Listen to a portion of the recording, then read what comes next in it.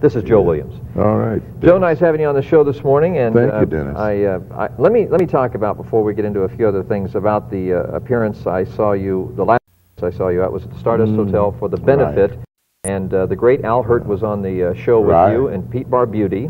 Right. And I thought to myself, on a Sunday afternoon, right? It was, yes. And I thought, well, here is a show that any hotel showroom would give anything to have, because it was, you know, here you guys are just kind of, I don't know if you were exactly thrown together, but they had to get big names. They got you and Hurt and Barbuti, and it was an incredible show. I think it was good because it was free, too. It was free. I mean, the performances were free. I know. You know, I don't know about the audience. The audience had to pay. That's good, but I meant like, we did it out of love. I know it. You know, the young man was suffering. It's since passed. He since died. I know. But that's the way we do it anyway. We do these things because we like to. No other reason. But Joe, my point is, it was a great show. You don't go to a showroom every night in Las Vegas, whoever is appearing, and get a good show. You get an all right show. It was a great show. Yeah. I enjoyed it very much. I don't get a chance to do that kind of thing here particularly, you know. In Vegas? No.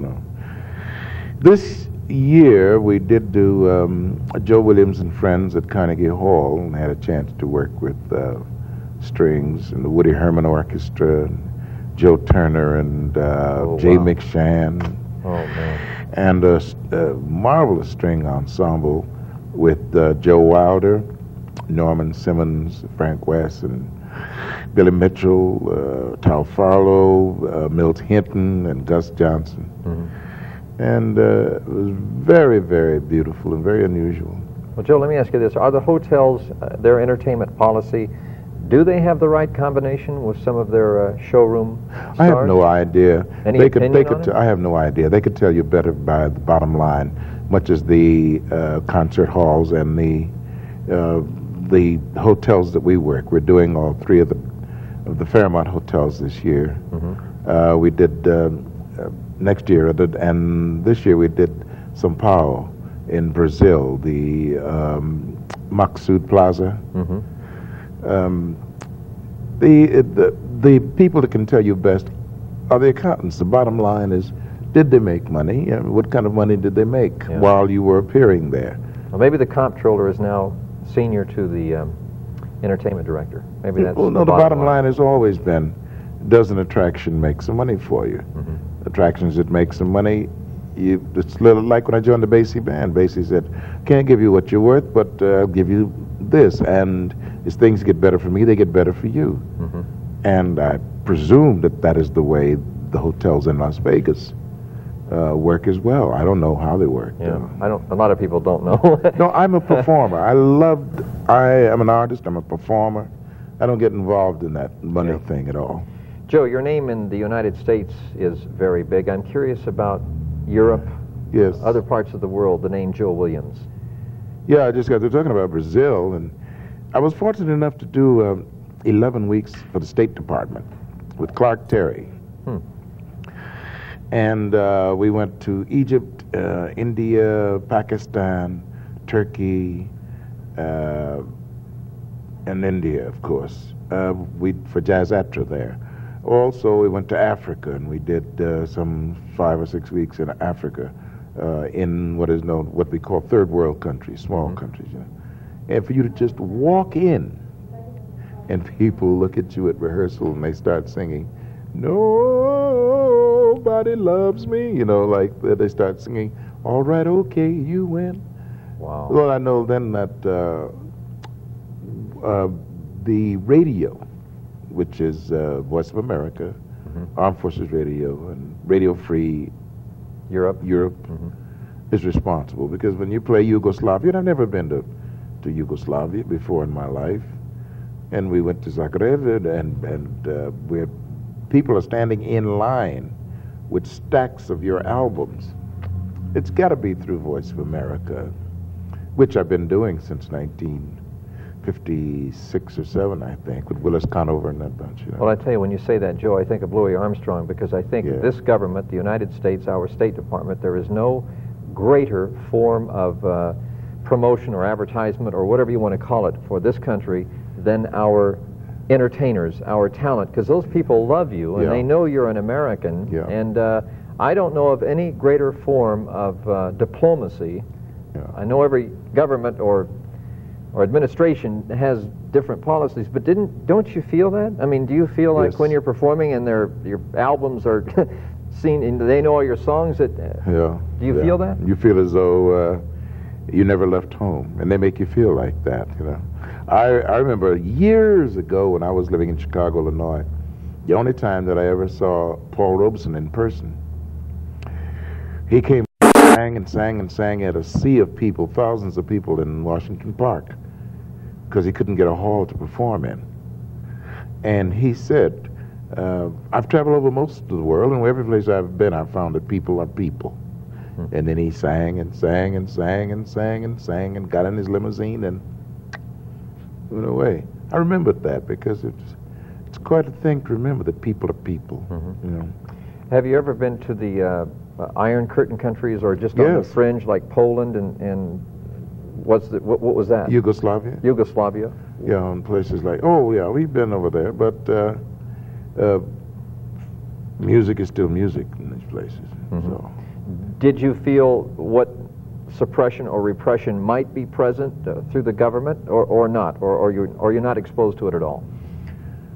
Usually we stay in these very posh hotels, or we are visiting the consulate, or the we're at the consul general's, or we're at the ambassador's residence, or what have you, and you go in there on another level altogether, and you rarely get a chance to see how most of the country is faring and how most of the country is doing. For instance, in Yugoslavia, here you are sitting, eating caviar and drinking champagne or vodka, and just across the boulevard, you see shacks with outhouses, across the boulevard.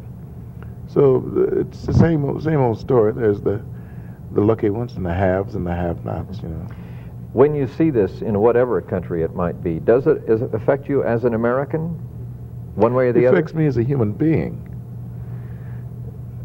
Very nice. That's right, yes. When you see if something diminishes one of us, it diminishes all of us, really, as human beings, part of our day and our time. That is, if you are of the mind of, sociologically, that is, to rise only to lift, to help someone. I mean, well, look how we stretched out as Americans, all the aid going to different countries and everything, and still, when something goes wrong, no matter what, they point to Americans and say, well, it's your fault. I don't think that that's right. I don't either. I don't think it's right for them to say that it's the fault of Americans. Because if things are going well, they don't say, oh, God bless you, America. They don't give us a call and say thank you. It's that's all. Taken for granted. I mean, but as soon as something goes wrong, it's our fault. It's got to be the fault of the Americans. And I disagree with that. Well, Joe, this is very interesting. Don't go away. We're going to take a little commercial break. We'll be right back, okay? All right. Stay with us. We'll be back after this word.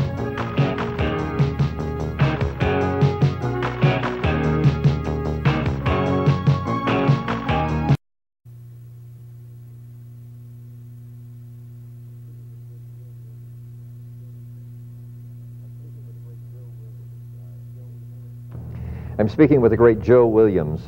Joe, we have a presidential candidate by the name of Jesse Jackson, and I'm curious about your viewpoint. We have others as well, don't we? I know, but he's just one of them. I'm curious about your viewpoint of Jesse. Well, I think that it takes great courage for anybody, to run for the presidency of the United States, because it's a mind-boggling, head-busting job. And one that there seems to be, it's a very ungrateful thing. I mean, people do not even honor the offices they used to, the leaders of our country and the people that are leading. Maybe it's because of the kind of leaders that we've had in the past, for one reason or another. But it's a job that I personally wouldn't want. I agree, I wouldn't. You know? But for a man to volunteer for this job and say he wants it, I think it takes a great deal of courage. And so obviously a young, very attractive candidate like Jackson, a man who has the humanities in mind. He speaks about old people. He says, you must treat old people. You can't be great. You can't say we have a great nation if we don't treat our old people better. If we don't make better arrangements for our older people.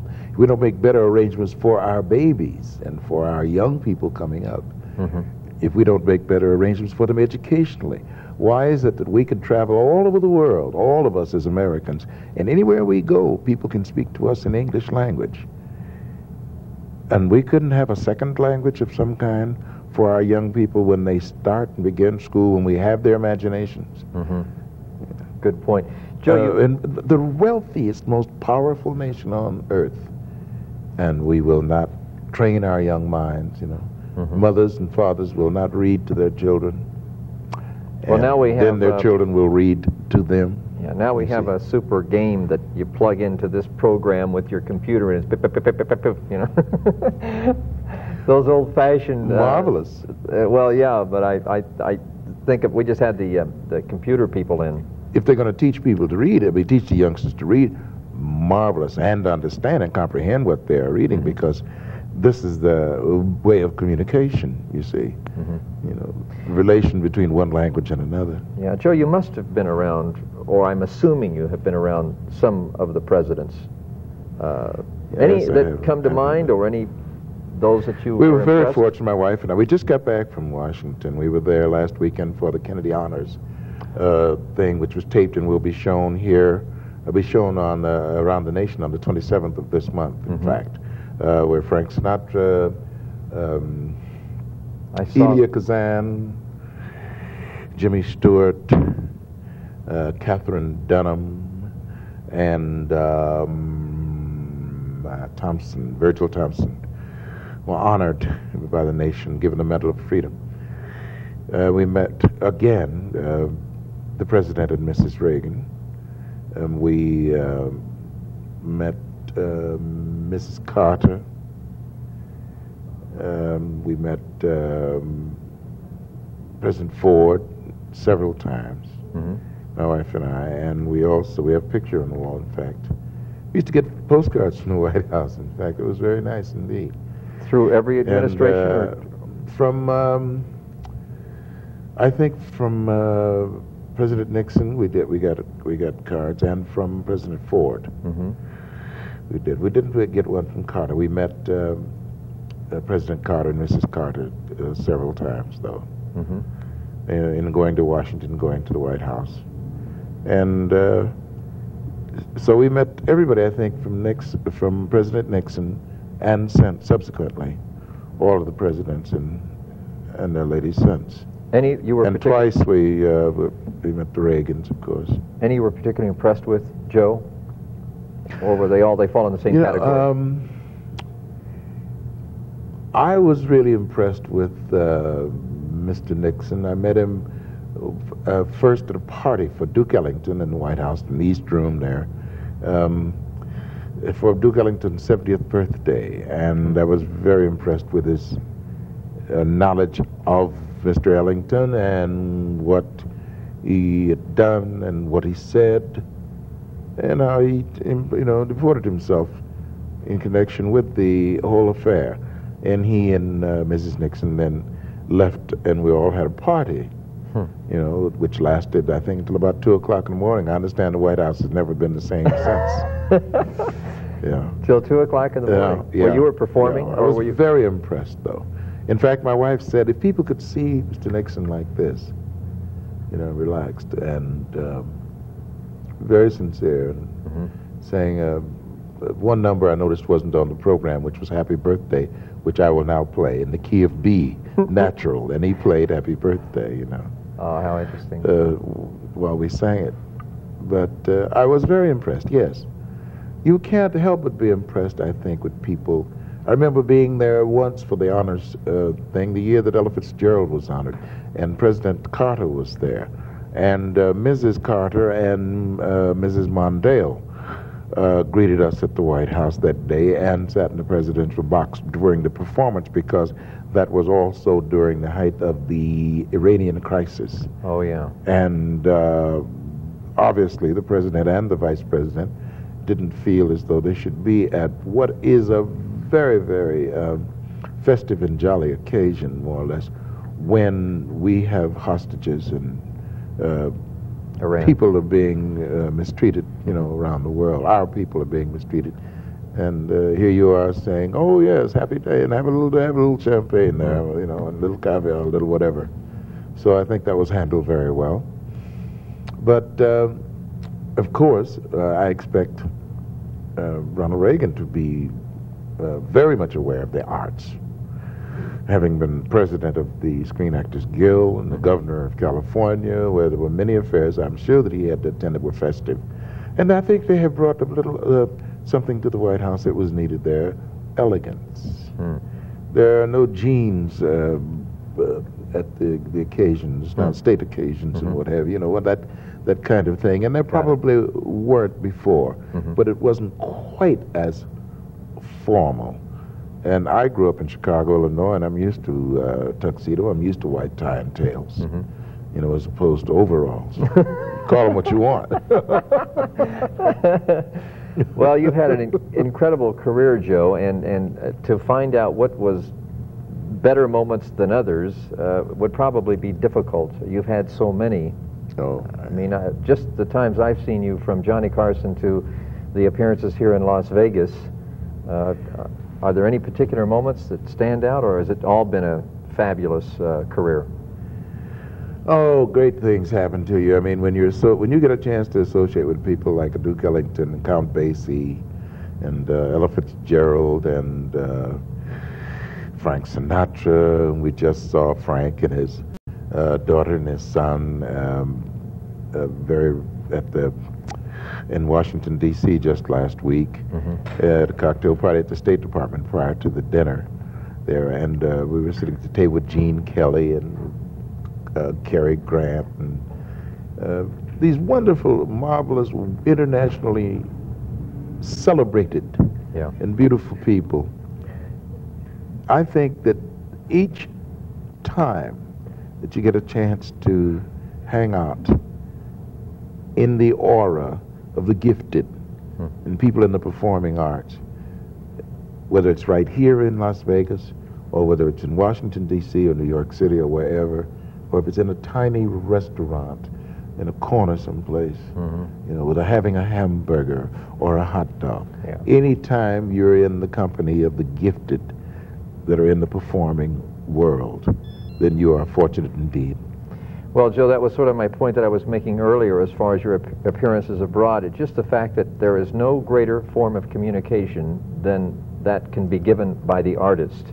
It communicates better, and it hits home, and it is received better than any other form of communication there is, you know? So when you've got a Joe Williams or a Frank Sinatra or, well, there's a lot of new wave groups out now, you know what I mean? I don't know all their names, but... That's great. It's our birthday, too. Frank and I were both December 12th. Really? Yeah. December the 12th is your birthday? Yeah. Oh, how interesting. Well, was there anything that occurred yesterday that was... Did they have a big party? Your wife have a cake? Let's see. I got a phone that I can take to the John. I said, how far away can I get this thing? She said, oh, about a mile, you know. My wife gave me a beautiful phone that I can just walk around with and talk, you know. I could even go out, I can take it with me on the golf course, you know. And, oh gosh, I had a surprise gift from a fellow I work with up in Toronto, Canada. I was really surprised. His cousin lives here in Las Vegas, and he called it, and we were together on Monday in Toronto, Canada, because I left Washington, D.C., flew to Toronto because I do a thing up there for Carlsberg beer. Is it all right to say that? Sure, that's great. Yeah, well, I do a ad up there. I do a jingle, I think, as well as the announcing for Carlsberg beer, you know. And he sent me a beautiful bottle of Martell's brandy. Oh. And I didn't even know that Bruce, I didn't even know he knew that it was my birthday because we were just together Monday at the Royal York Hotel. Nancy Wilson opened there, and we were having drinks in the bar together. Incredible. So that was a real surprise. And then neighbors across the street called me up and sang happy birthday to me. I didn't recognize their voices. In good harmony, and wanted to know, now can we get on Johnny Carson? Lucy and Walter. I love it. Yes, sir. Well, Joe, I hope you have a really happy birthday and happy times and a happy future, and life is happy, and you have great fortune, man, because you deserve it. You're one of a kind. And oh, wait a minute, an unusual gift, too. Friends of mine make candy. Carol Tenneyberg brought me a marvelous Dolly Parton doll made of candy, and she says now when you bite it, it's full of Basie brandy. Oh, you're kidding. Oh, that's great. Joe, thanks. It's marvelous, yeah. Nice having you on the show. Good birthday. Thank you. Sounds like a great birthday. I'm glad we got you the day after anyway. Yeah. Thank you, sir. Have a good time. Stay with us. We'll be back in just a moment.